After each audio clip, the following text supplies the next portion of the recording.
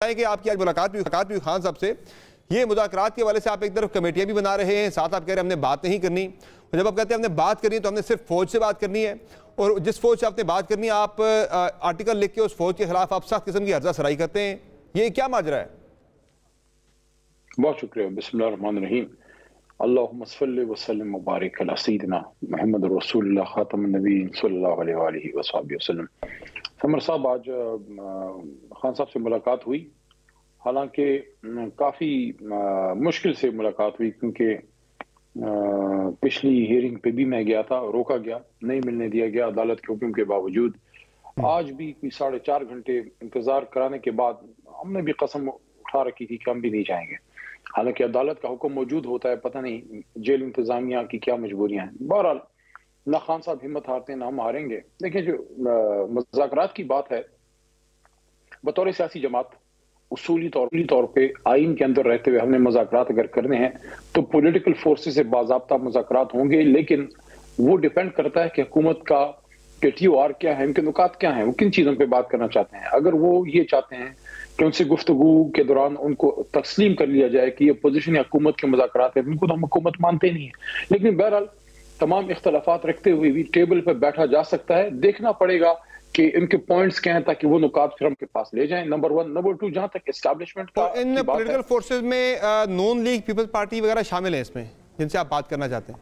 देखिए, जिनसे आपकी सियासी लड़ाई है, आपने जिनके साथ मामलात हैं, उन्हीं से आपने बात करनी है। अपने हलीफों से तो आप बात नहीं करते।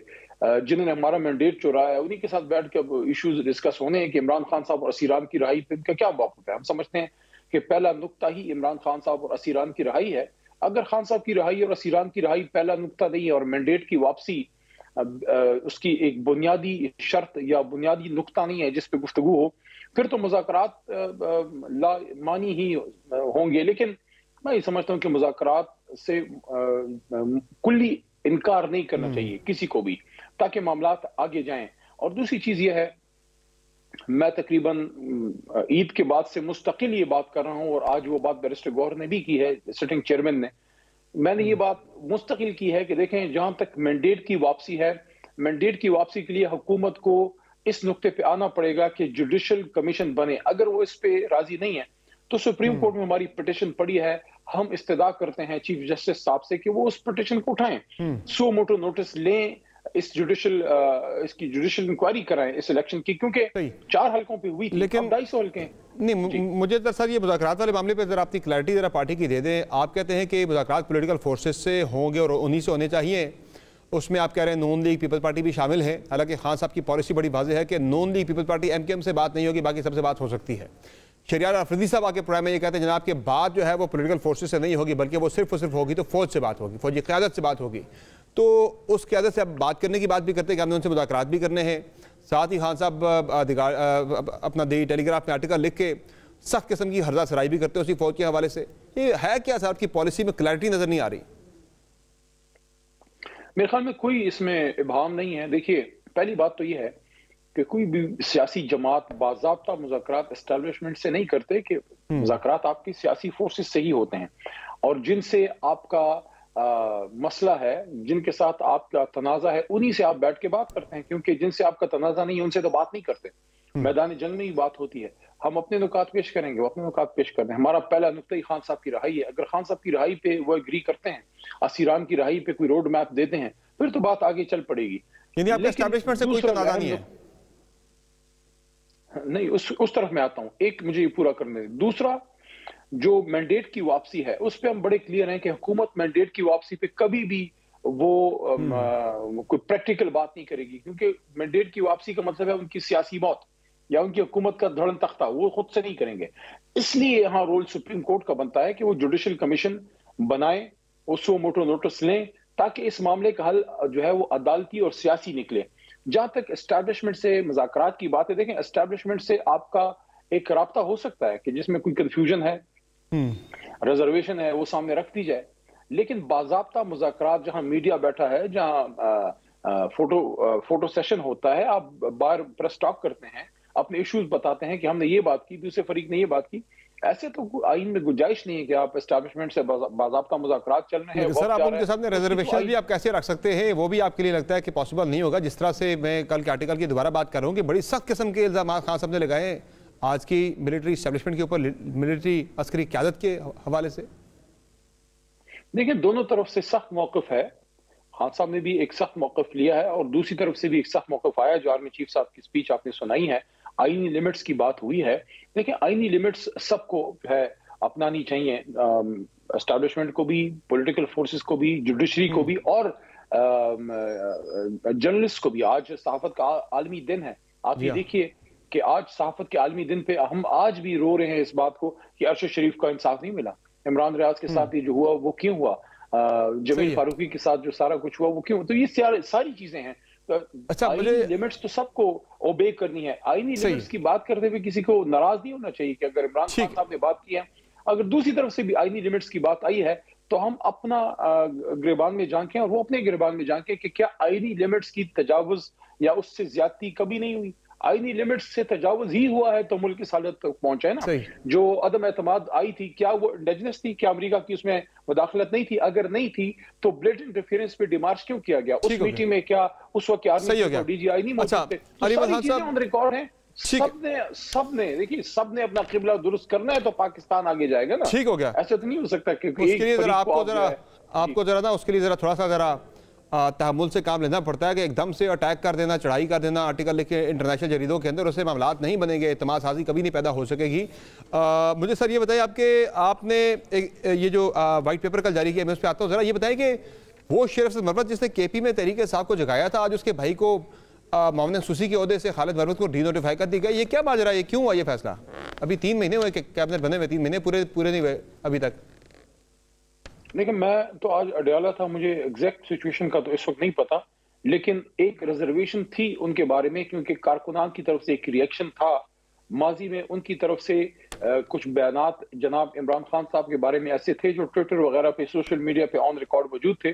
तो जब उनकी नॉमिनेशन हुई थी तो उस पर रिजर्वेशन काफी आई थी खैबर पख्तूनख्वा में हमारे वर्कर्स से। तो मे बी ये एक रीजन हो सकता है, क्योंकि उसके अलावा तो कोई और वजह। पर ये रीजन होती तो शायद इमीडिएटली ही डीनोटिफाई कर दिया जाता है। ये 2-2.5 महीने बाद जाकर डीनोटिफाई करना, इसकी समझ नहीं आई मुझे ये क्या माजरा है। कुछ इस तरह की बातें भी हैं कि शायद खान साहब को गंडापुर साहब ने वजारतों की कोई तफसीलात भी दी थी, इनकी मुख्तलिफ वजारतों में मुख्तलिफ जगहों पर हुकूमत में मुदाखलत का भी गंडापुर साहब ने शिकायत की थी खान साहब को इनकी। देखिए, उसके बारे में मुझे इन्फॉर्मेशन नहीं है, मैं क़यास राय नहीं कर सकता। उस पर अली अमीन खान ज्यादा बेहतर बात कर सकते हैं क्योंकि वो खुद वजीर आला हैं। लेकिन अगर मेरी तो समझ में जी ये वजह भी हो सकती है कि मरवत साहब को भी चूंकि चेयरमैन PSC वो बनने जा रहे हैं तो एक घर में वो 2 ओहदों वाली बात भी है, ऐसा भी कुछ है? नहीं, मेरा नहीं ख्याल ऐसी अगर कोई बात होती तो ऐसी मिसालें मौजूद हैं कि माजी में एक ही घर में 2 वज़रा भी रहे हैं, फेडरल या सूबाई। मरवत साहब का ये मौक़िफ़ है कि एक घर में 2 ओहदे जो ना होने की वजह से उन्होंने मुस्तफ़ी होने का फैसला किया, हालांकि वो मुस्तफ़ी नहीं हुए, उन्हें डीनोटिफाई किया गया है। तो आप ये कह रहे हैं कि वो सोशल मीडिया पे उनकी तरफ से जो बयानात थे वो होते तो वो मरवत साहब की तरफ से बाय द वे इस तरह के ट्वीट्स मौजूद है माजी में, इस तरह की पोस्टें मरवत साहब की तरफ से मौजूद है माजी के अंदर, तो उनके खिलाफ भी फिर ऐसे कोई एक्शन होगा? देखते हैं दोनों का आप फी जमाना कंपेयर इसलिए नहीं कर सकते कि मरवत साहब का एक रोल तो बहरहाल रहा है पाकिस्तान तहरीक इंसाफ में माजी करीब में, लेकिन जहां तक उनके भाई का ताल्लुक है तो भाई के बारे में रिजर्वेशंस आई थी। अब एग्जैक्ट किस बुनियाद पे अली अमीन खान ने उनको डीनोटिफाई किया है वो आपको प्रॉपर तो वही बता सकते हैं। अच्छा, ये बताएं मुझे अली खान साहब के कल वाइट पेपर जारी किया पाकिस्तान तहरीक इंसाफ ने 8 फरवरी 2024 के इंतखाबात के हवाले से, उसमें आपने कोई 43 सूबाई असम्बली के हलकों की उसमें निशानदेही की गई है। उन पंजाब असम्बली की मैं बात कर रहा हूँ, हलकों की बात कर रहा हूँ, 43 हलकों की निशानदेही की गई है, मार्क किए गए भाई ये इन हलकों में जो है वो धांधली हुए के नताइज तब्दील किए गए हैं, और या फिर जो आपने चैलेंज कर रखे हैं अपने इलेक्शन ट्रिब्यूनल्स के अंदर, इनमें PP 159 हल्का शामिल नहीं है जिससे मरीम नवाज साहबा मुंतखब हुई हैं। ये कितना बड़ा फ्लॉ है आपकी पॉलिसी के अंदर कि आपने CM पंजाब एक तरफ आप कह रहे हैं जी कि वो सिलेक्टेड है, साथ ही आपने उनके हल्का का भी आप कहते रहे कि जी ये भी फॉर्म 47 की वज़ीर आला है, लेकिन उनका हल्का आपने चैलेंज ही नहीं किया, 159 मेंशन ही नहीं है उसका कहीं। मेरे ख्याल में तो होना चाहिए था क्योंकि बाद फारूक जो है वहां से जो उनके हरीफ थे, मेरे ख्याल में बाद फारूक ही थे। महर शराफत वाला था, ये महर शराफत वाला था सूबाई असम्बली वाला हल्का जहाँ से वो CM बनी है। मेयर शराफत साहब तो वो सीट अपनी निकाल गए थे, क्योंकि फॉर्म 45 पे तो इतलात के मुताबिक वो जीते थे। एक्चुअली 178 हमारी एक आपके फिगर आई व्हाइट थी पेपर से सर ये सीएम पंजाब वाला हल्का ही मिसिंग है, और वैसे भी आपने 43 हल्कों की बात करें, 43 हल्के अभी भी आप निकाल लें पीएमएलएन के, तो फिर भी हुकूमत पंजाब में नून लीग की बनती है। अगर ये 43 आपको दे भी दें फिर भी हुकूमत आप नून लीग की बनती है आज। देखें, कुछ चीजें तो ऑन रिकॉर्ड हैं, कुछ ऐसी चीजें हैं जो कि ऑन रिकॉर्ड नहीं है, उसकी इन्वेस्टिगेशन की जरूरत है। इसीलिए सुप्रीम कोर्ट में हमारी 184(3) की पिटीशन पड़ी हुई है, इस पे सो मोटो नोटिस लिया जाए, जुडिशियल कमीशन इसका बने, इस पूरे इलेक्शन का ऑडिट होना चाहिए, इन्वेस्टिगेशन होनी चाहिए, क्योंकि बहुत बड़े पैमाने पे इस पे धांधली हुई थी। अब 100% आप धांधली के सबूत तो फौरी तौर पे आप नहीं पेश कर सकते, उसकी इन्वेस्टिगेशन की जरूरत है, और टॉप लेवल पे इसकी इन्वेस्टिगेशन की जरूरत है। सुप्रीम कोर्ट की तरफ से हुक्म आया था कि इलेक्शन लाजमन होगा, 8 फरवरी को होगा। आजाद शफाफ होना क्या बुनियादी शर्त नहीं थी? अगर वो बुनियादी शर्त है तो फिर तो उसकी प्रॉपर इन्वेस्टिगेशन होनी चाहिए, क्योंकि जो हुआ है आप सबके सामने हुआ है। तकरीबन मैं समझता हूँ कि रात 11, साढ़े 12, 1 बजे तक ठीक ठाक रिजल्ट आ रहे थे, फिर सुबह के करीब सिस्टम जो है रिवर्स होना शुरू हुआ। तो बहुत ही ज्यादा सवालात खड़े हुए हैं इस इलेक्शन पे, इतने ज्यादा पहले कभी। सही। और ये जो जाते जाते मैं दोबारा से वो शुरू वाले सवाल पे दोबारा आऊंगा, जो आपने बात की आज के सियासी फोर्सेस से बातचीत होनी चाहिए, जो बेशक हमारी मुखालिफ भी है। आज जब खान साहब से मिलकर भी आए तो ये खान साहब की पॉलिसी भी यही है? देखिए, खान साहब ने तो ये बात पहले की थी कि मैं हर किसी से बात के लिए मैं तैयार हूँ, पाकिस्तान के मफाद की खातिर।